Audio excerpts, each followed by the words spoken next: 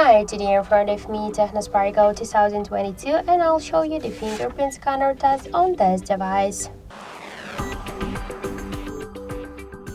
So I just set up my fingerprint to the scanner here on the back side of our phone, and now I'll make a couple of tries to unlock the device with my fingerprint, and we will see how fast this feature is and does it works.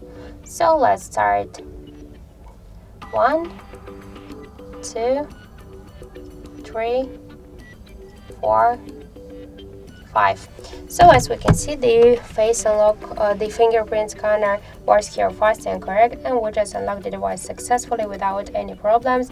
So I just suggest you to try this unlock method, and don't forget that the fingerprint is less secure than the passcode or pin code unlock methods.